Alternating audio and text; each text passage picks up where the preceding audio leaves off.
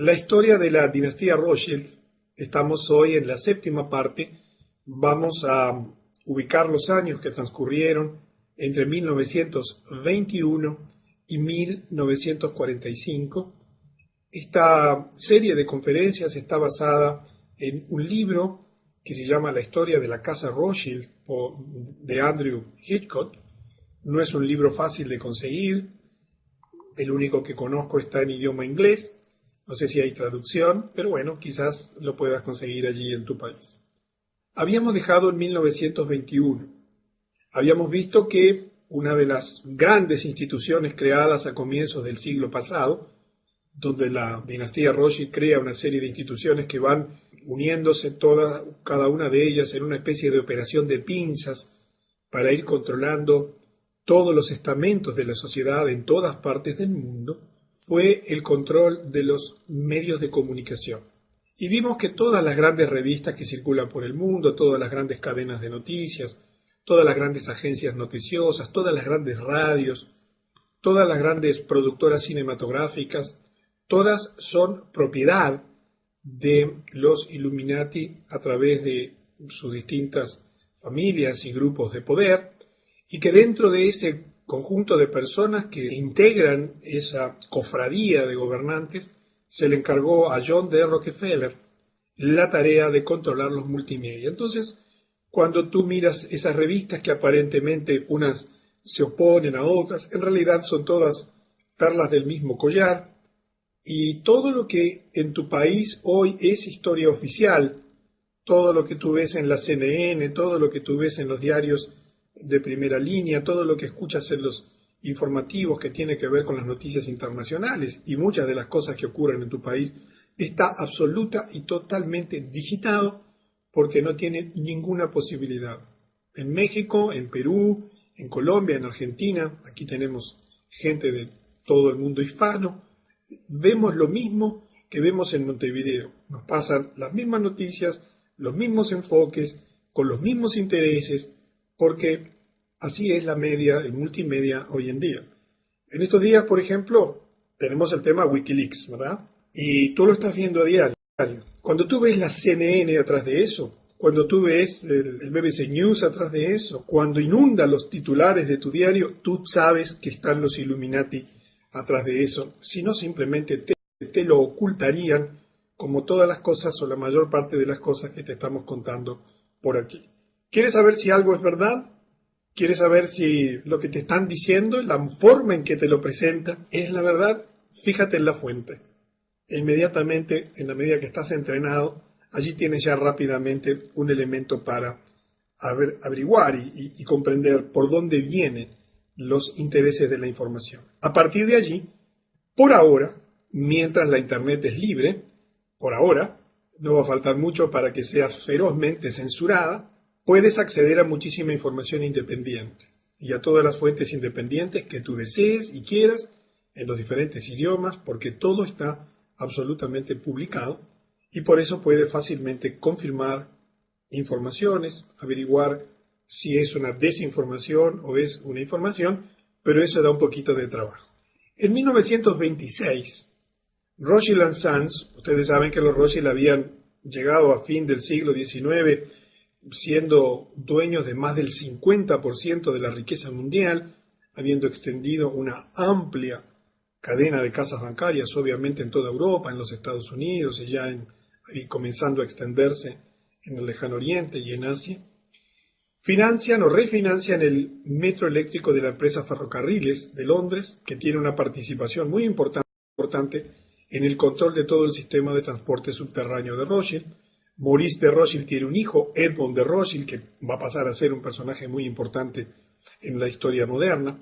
Y en 1929 los Rothschild colapsan la economía de los Estados Unidos, producen la Gran Depresión con algo muy sencillo que tú lo vas a ver reproducirse, pero de un modo diferente, seguramente en el año 2011, la contracción de la oferta monetaria.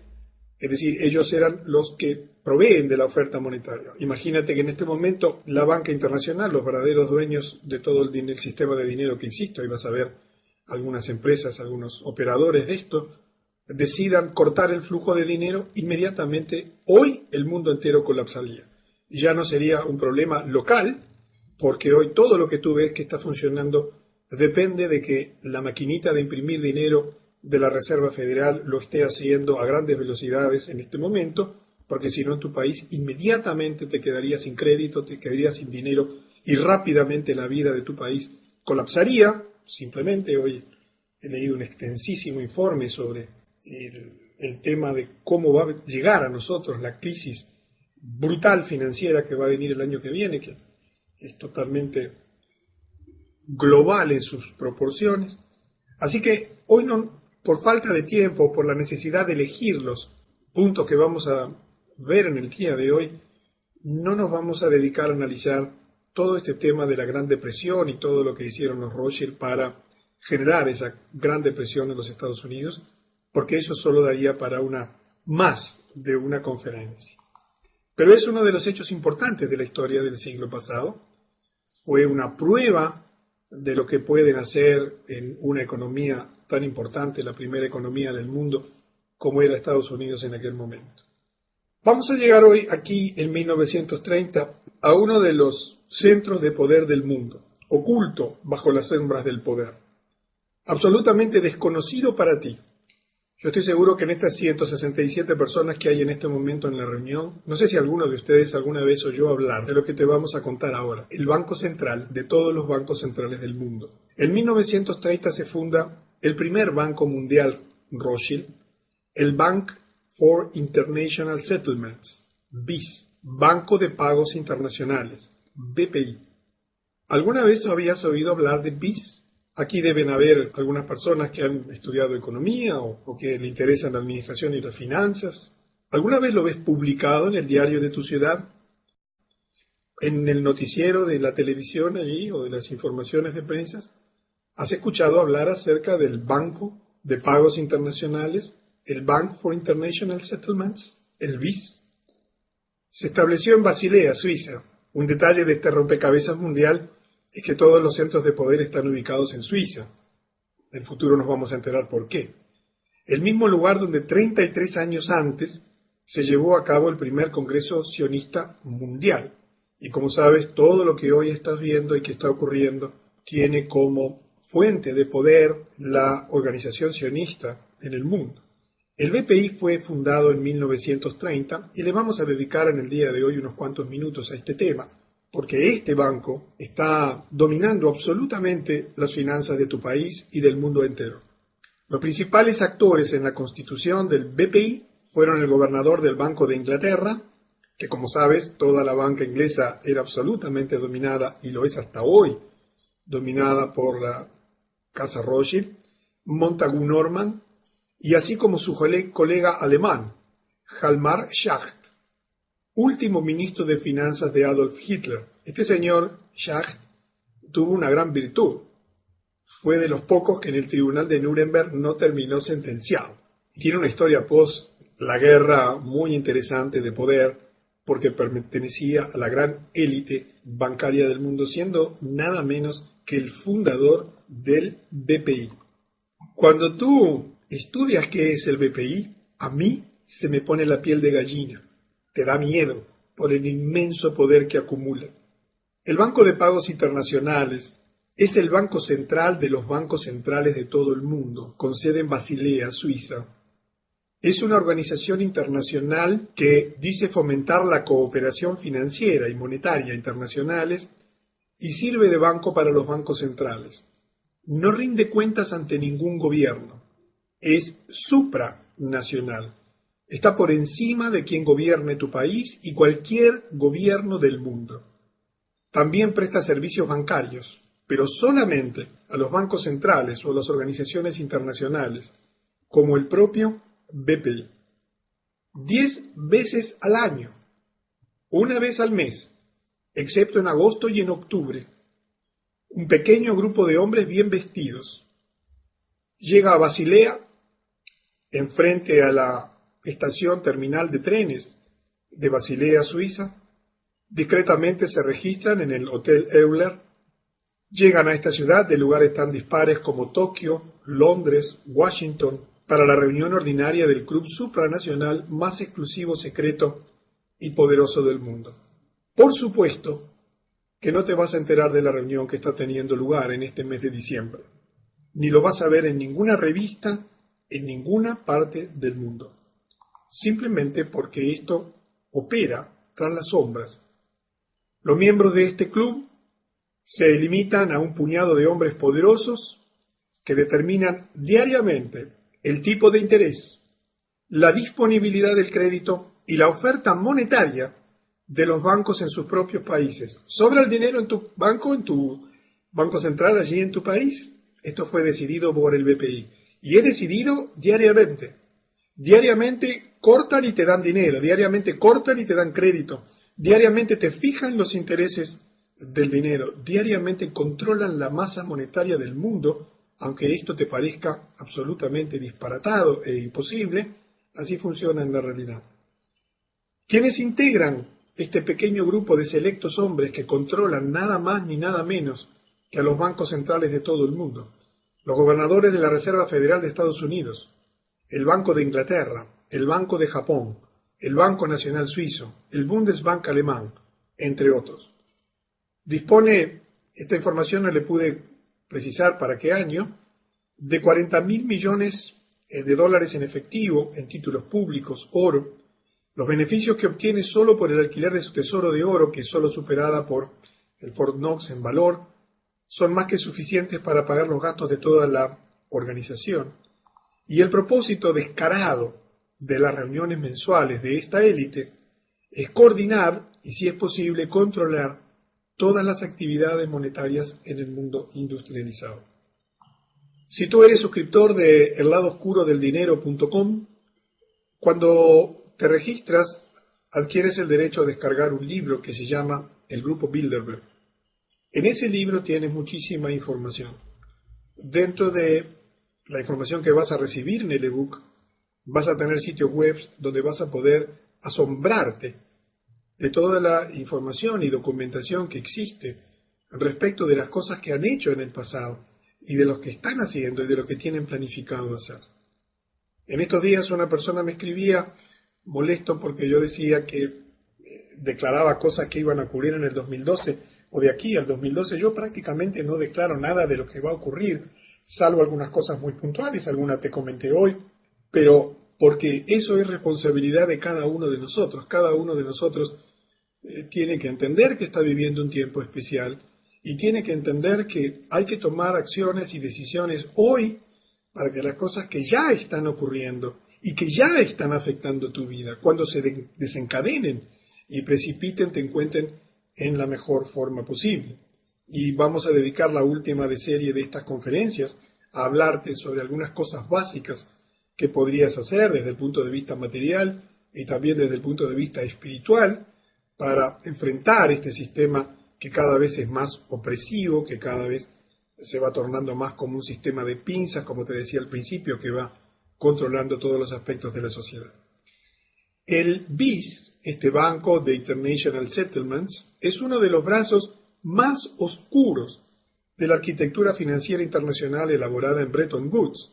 En la próxima conferencia vamos a hablar más en detalle sobre Bretton Woods. Pero allí, en esa reunión de Bretton Woods, en Estados Unidos, es donde se organizó todo el sistema monetario, todo el sistema financiero actual. Es allí donde se abandonó el patrón oro. Es a través de ese acuerdo que hoy el mundo está lleno de dólares que son solo papeles pintados y que no tienen absolutamente ningún valor. Y está estrechamente vinculado al Grupo Bilderberg. Es controlado, como te decía, por una élite interna que representa a todos los más importantes bancos centrales del mundo. Observa que John Maynard Keynes, que fue quizás el economista más influyente de todos los tiempos, quería cerrar este banco, porque él sabía, como lo sabe cualquier persona informada, que fue utilizado para lavar dinero de los nazis en la Segunda Guerra Mundial. Tú tienes que comprender que los nazis, para haber podido financiar su guerra, necesitaron dinero. Siempre te aclaro que cuando en un lugar hay guerra, ese gobierno se endeuda, tiene que tomar créditos, porque el flujo del dinero normal que viene a sus arcas, vía impuestos al presupuesto del balance anual que ha elaborado para este año no puede ser utilizado para financiar los viajes de los soldados, el petróleo, las municiones, el armamento. Por lo tanto, automáticamente piden dinero prestado.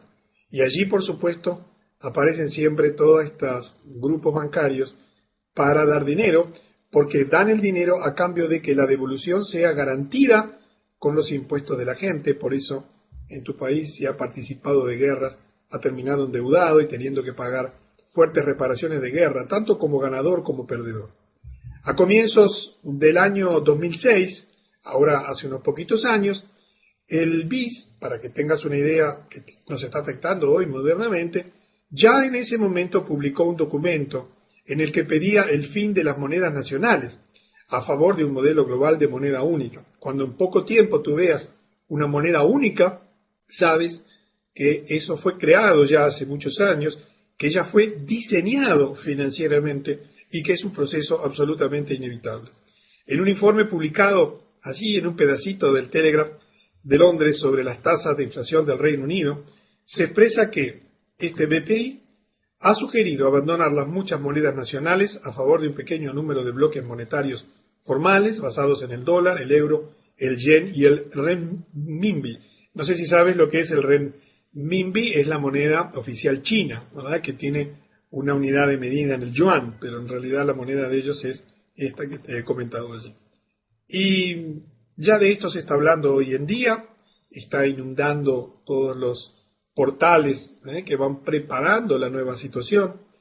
En 1900, así que el BIS, del cual nunca habías oído hablar hasta el día de hoy probablemente, es una de las grandes herramientas absolutamente en las sombras que tienen para dominar financieramente lo que ocurre en tu país y en todos los países del mundo.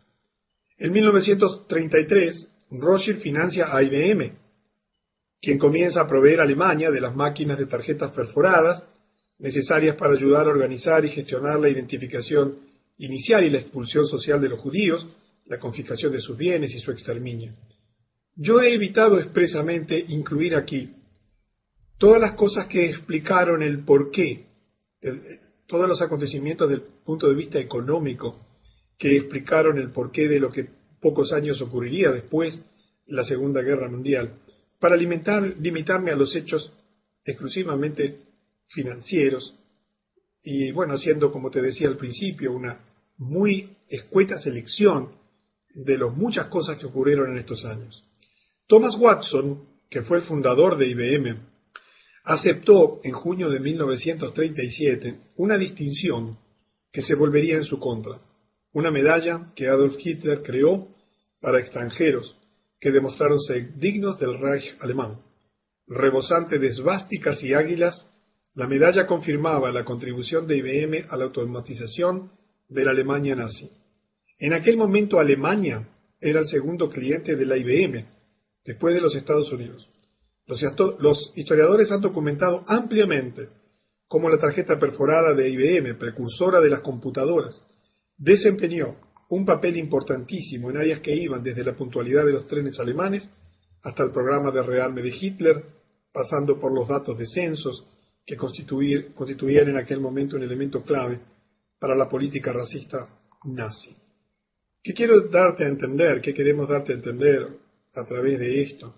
Nada pudo haberse hecho por parte de Hitler y todo el esquema nazi sin el apoyo de las grandes corporaciones internacionales, sin el financiamiento de los grandes bancos internacionales para todo su proyecto de hegemonía mundial, porque ningún país puede hacerlo modernamente. En 1933, también en ese mismo año y bajo el gobierno de Roosevelt, se firma la Orden Ejecutiva 6102. Tú sabes que en Estados Unidos las leyes tienen una expresión numérica junto con unas letras, y se exigía a los ciudadanos de los Estados Unidos a entregar a más tardar el 1 de mayo de 1933 todo el oro en su poder. Te aclaro que Estados Unidos no estaba en guerra, ni había ninguna situación de emergencia. Sin embargo, salvo una pequeña cantidad de monedas de oro, deberían entregarse todos los lingotes de oro y certificados de oro de su propiedad a la Reserva Federal, al cambio de $20,67 por onza Troy. Imagínate que en tu país, hoy, el gobierno firma una orden ejecutiva y mañana lunes te enteras de que tú y tu familia tienen que entregar todo el oro que dispongan, salvo una muy pequeña cantidad, a no el gobierno de tu país, porque tú sabes que la Reserva Federal no es parte del gobierno de los Estados Unidos. La Reserva Federal es quien gobierna, pero es una entidad privada. Esa entidad privada recibió una inmensa cantidad de oro. Por supuesto, muchas familias, especialmente las adineradas y todas aquellas que tenían acceso a esta información previamente, ya habían transferido sus ahorros en oro a otros países. En el marco de la ley Comerciando con el Enemigo, que es una ley, un acta patriótica que había en ese momento, que impedía hacer negocios con los alemanes, se castigaba con una multa de hasta $10,000. Al valor de hoy serían $167,700, ajustados por la inflación, o hasta 10 años de prisión, o ambas cosas. Estas son muchas de las cosas que han ocurrido en la historia, que han enriquecido ferozmente a la Reserva Federal. El precio del oro para las transacciones internacionales fue fijado a partir de entonces por la tesorería en $35 la onza, $587 a valor del 2010.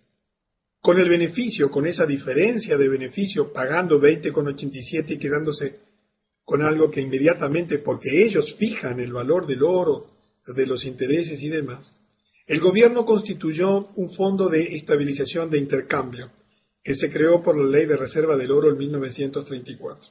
Acá tienes el sello del Departamento del Tesoro de los Estados Unidos, fundado en 1789, que por supuesto que como buen escudo de una institución perteneciente a los Illuminatis tiene 13 estrellas, tiene una balanza y tiene una llave, que son por supuesto símbolos masónicos de adoración satánica, que obviamente flamean en todas las grandes, en los logos de todas las grandes instituciones, como hemos venido viendo en estas conferencias. Y así avanza la historia. 1933 fue un año de muchos acontecimientos importantes. El 16 de noviembre de ese año 1933, el presidente Roosevelt reconoce el régimen sionista de Stalin en Rusia, y ya hemos visto cómo todo ese régimen que hizo caer a la Rusia zarista y que instaló un régimen dictatorial comunista fue organizado por los sionistas. Ya hemos visto la lista de los nombres de todos los fundadores, que eran todos judíos, sionistas, judíos askenazí, sin consultar con el Congreso. Es decir, que Roosevelt ese día reconoció al régimen. Es como si en tu país el presidente reconozca a un Estado sin informarle al Congreso cuando esto es requisito. Y ello provocó que casi 8.000 ucranianos marchasen en aquel momento en protesta en Nueva York. También este año, en 1933, ocurre algo extraordinario. El presidente Roosevelt imparte la orden de incluir en cada billete dólar, en el que tú tienes allí en tu bolsillo o en tu casa, el ojo que todo lo ve, junto con el lema Novus Ordo Seculorum, nuevo orden de los siglos o de las eras. Y vamos a detenernos unos minutitos en analizar todos los símbolos masónicos y cabalistas que existen en el dólar. En realidad no son todos, porque hay más, pero hemos seleccionado de alguna imagen que hemos encontrado en internet los más importantes. Comenzando desde la parte superior y de izquierda a derecha, tú ves una frase que dice Anuit Coeptis. Anuit Coeptis quiere decir se anuncia la concepción.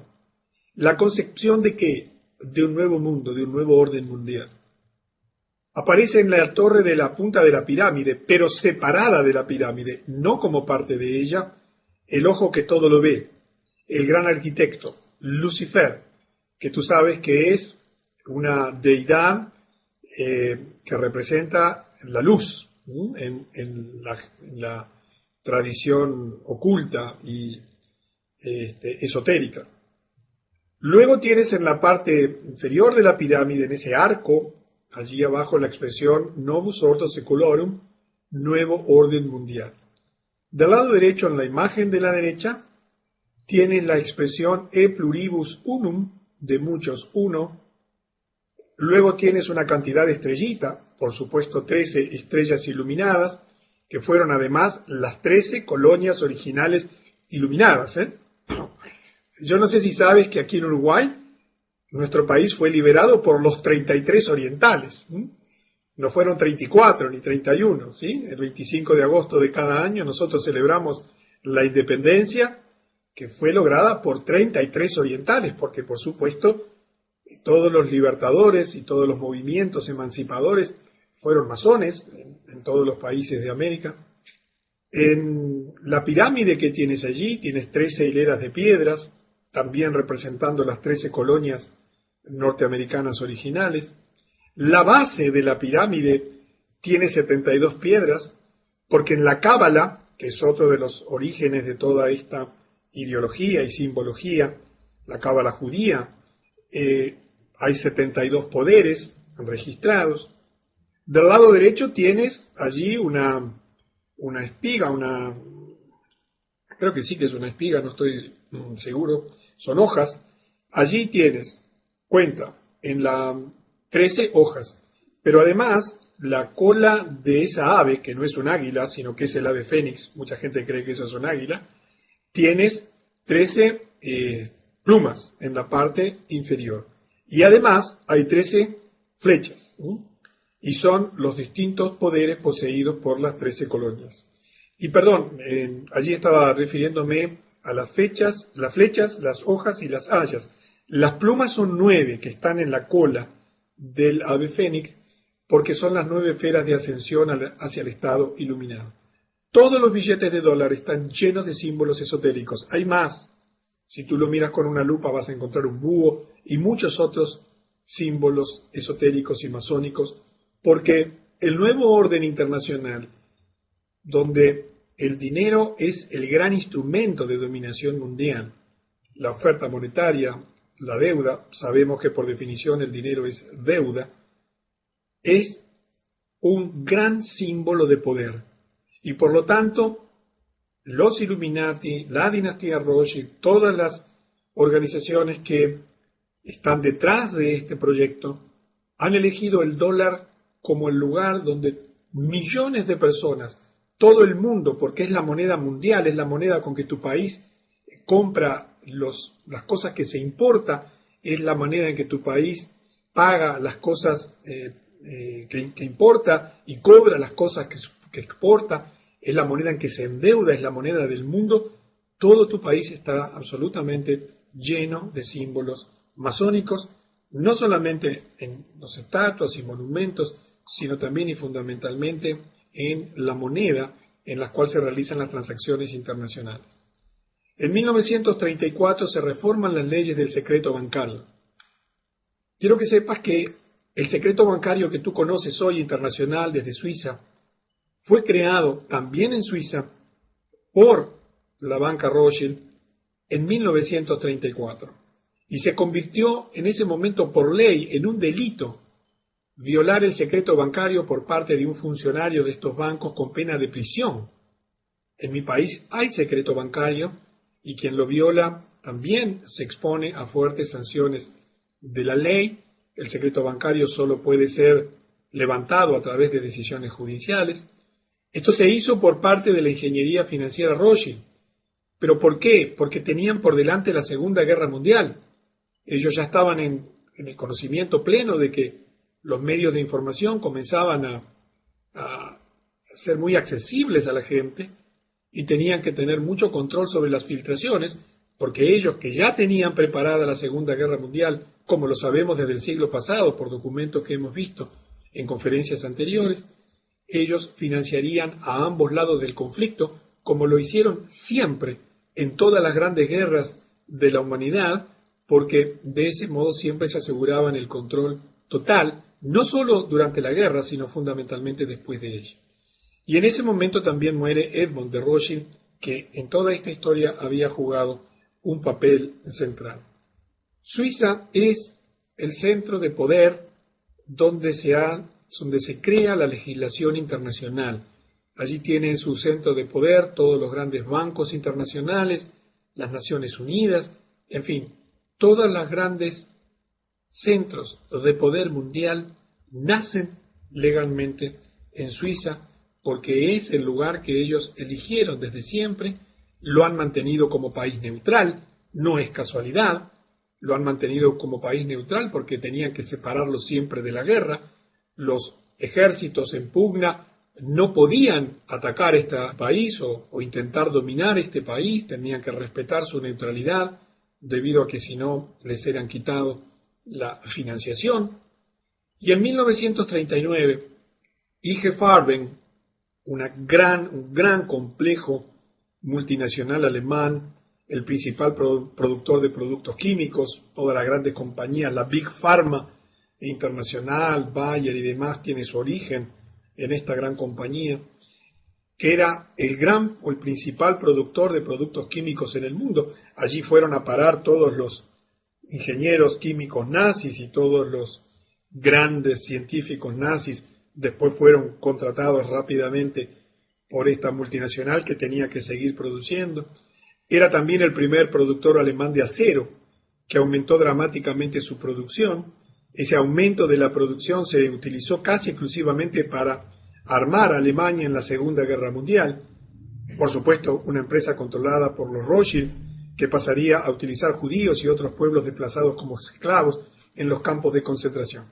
Y esta fábrica, por ejemplo, fue la que creó el letal gas Ciclón B, que se dice que fue utilizado en las cámaras de gas.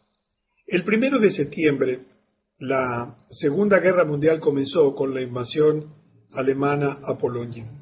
No es de interés para este ciclo definir las causas de la guerra, sobre eso hay muchísima discusión e historiadores, sino simplemente tratar de hilar una cantidad de acontecimientos y centrarnos fundamentalmente en el uso de las finanzas como medio de gobernación mundial. Acá quiero aportarte un dato histórico muy interesante. Yo te decía en la invitación para la conferencia, si sabes quién se sospecha que fue el abuelo de Hitler, un abuelo desconocido. Y te voy a contar una historia absolutamente documentada. En 1940, un señor Keller, en su libro Dentro de la Gestapo, indica lo siguiente de María Anna, tiene un apellido allí alemán, disculpen mi pronunciación, Schick-Gruber, la abuela de Adolf Hitler. Esta era una joven llegada a Viena que se convirtió en empleada doméstica de los Rothschild, de la mansión Rothschild, para servir en su mansión. Los historiadores dicen que el abuelo desconocido de Hitler debe probablemente buscarse en esa magnífica casa. Esto es respaldado por más historiadores aquí, por ejemplo Walter Langer en su libro La mente de Hitler. Dice que el padre de Adolf, que se llamaba Alois Hitler, era el hijo ilegítimo de María Anna y que ella vivía en Viena y que al tiempo de la concepción trabajaba como sirvienta en la casa del barón Rothschild. Tan pronto como la familia descubrió su embarazo, fue enviada de vuelta a su casa donde el padre de Hitler nació. Ahora, hay mucha especulación respecto de quién fue el abuelo. Y como muchos historiadores opinan, y esto es un hecho controversial, no confirmado, quizás habría sido el mismísimo barón Rothschild, pero esto de ninguna manera es un hecho objetivo y plenamente documentado. En un análisis superficial puede parecer poco probable que Hitler fuese un Rothschild, pero, de nuevo, cuando se descubren los beneficios que los Rothschild obtuvieron de esta guerra, las conexiones financieras y políticas, es posible imaginar perfectamente una conexión Rothschild y que no parezca tan descabellado como podría parecer en un primer momento, nada menos que con toda la maquinaria nazi de la Segunda Guerra Mundial. Pero viene bien la anécdota para ponerle un poquito de distensión a todo este tema tan oscuro, tan complejo que nos plantea la situación financiera que se fue tramando y elaborando a lo largo de los siglos y que hoy está oprimiendo tu país y la mayor parte de las familias que viven allí, así como sucede también en mi país. En 1941, Estados Unidos entra en guerra. El presidente Roosevelt lleva a Estados Unidos a la Segunda Guerra Mundial. También aquí hay muchos estudios y muchas ideas sobre las verdaderas causas. Aquí vamos a darte una de las causas que tienen que ver con la situación financiera mundial.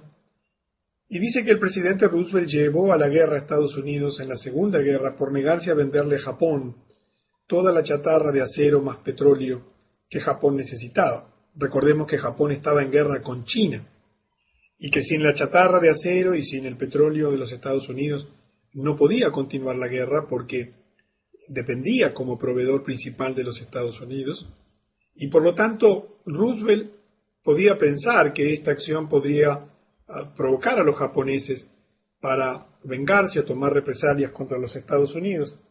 Y bueno, cosa que aparentemente después ocurrió, digo aparentemente en el sentido de como causa posible del ataque de los japoneses a Pearl Harbor, porque también sobre este tema hay muchísima información y desinformación respecto de quién verdaderamente financió y generó el ataque a la flota de los Estados Unidos en Pearl Harbor, por qué estaba allí toda concentrada ese día.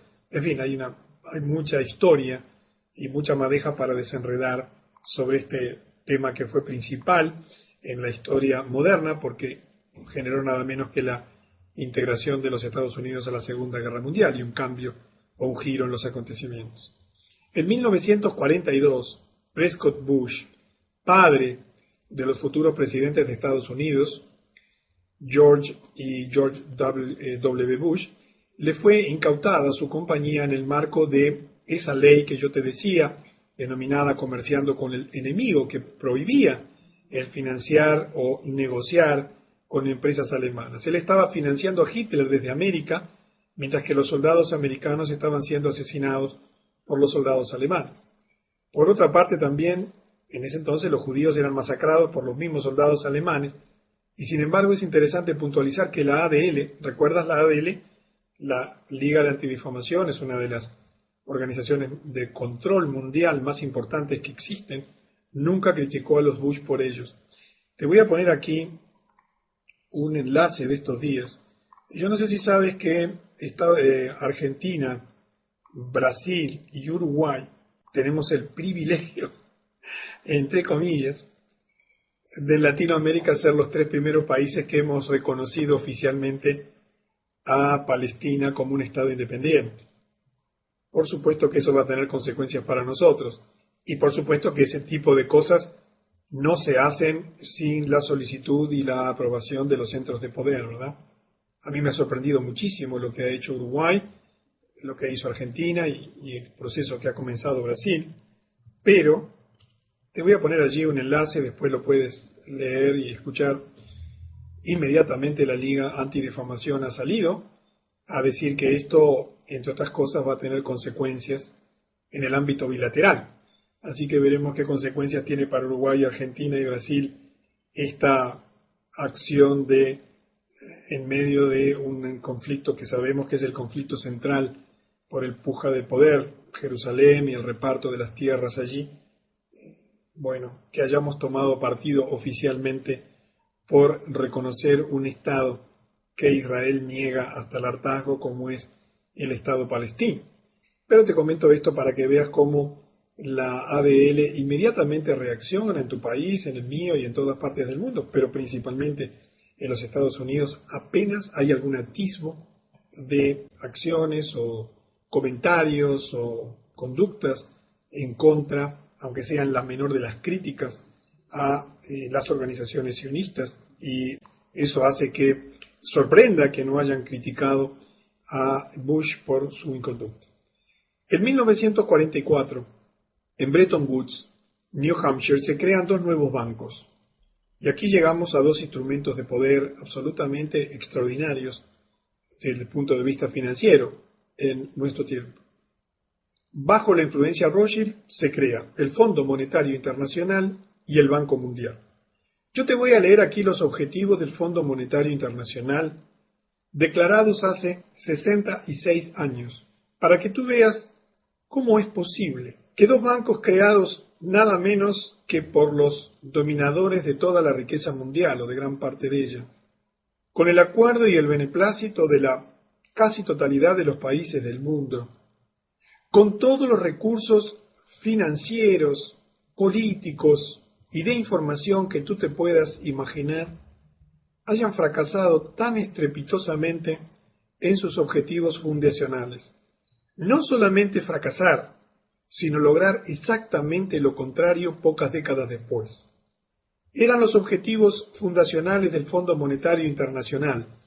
Allí tienes del lado derecho su logo y por supuesto puedes acceder a la página web fácilmente.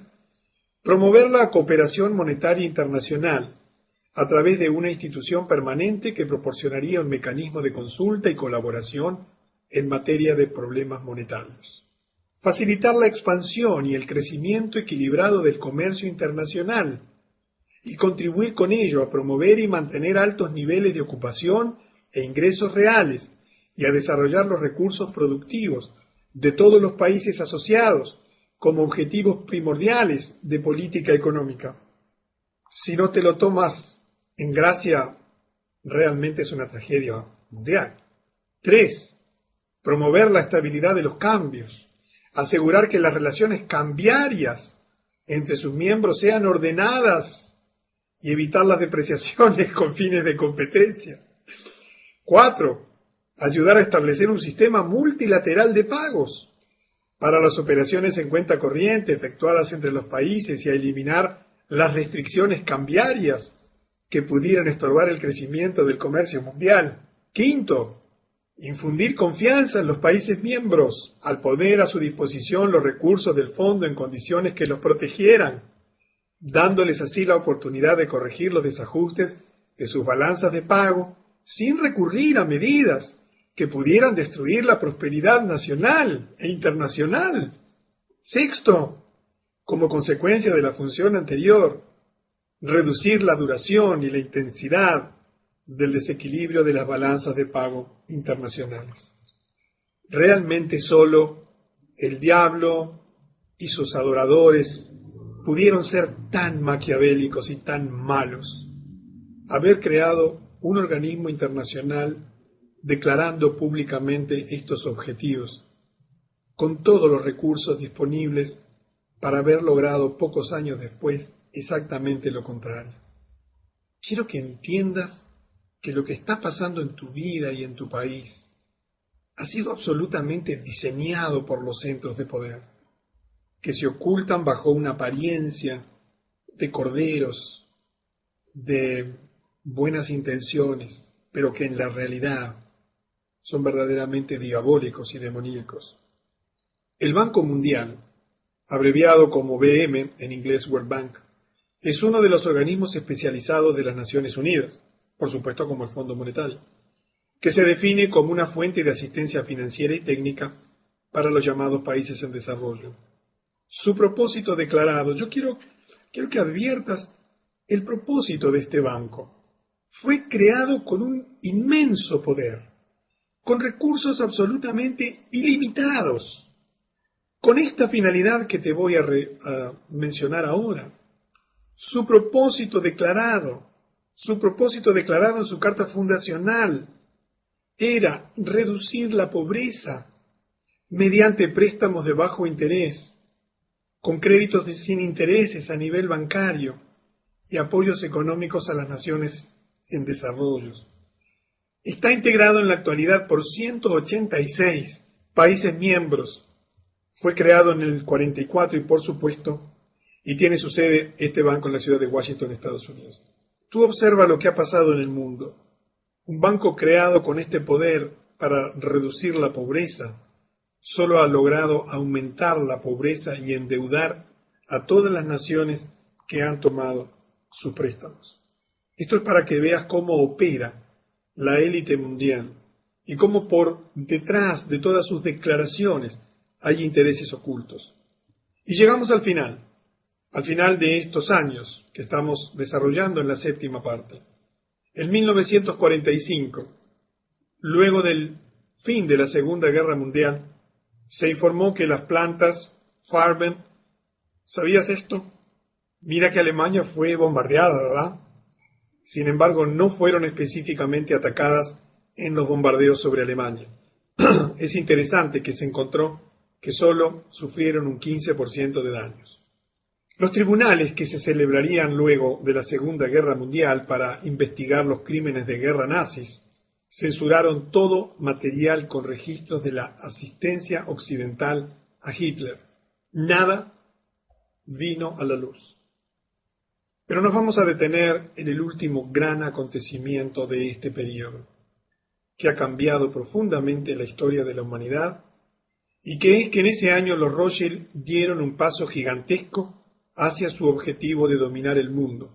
Tú recuerdas ya cuando en 1800 y pico, en el Congreso de Viena de 1822, intentaron crear el primer banco central en Alemania.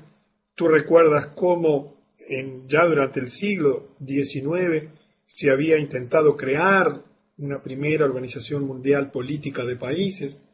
Recuerdas cómo cuando al final de la Primera Guerra Mundial fue creada la Liga de las Naciones, que tuvo un periodo muy cortito, pero ahora sí, en el fin de la Segunda Guerra Mundial, logran crear su gran instrumento de control político a nivel mundial, las Naciones Unidas.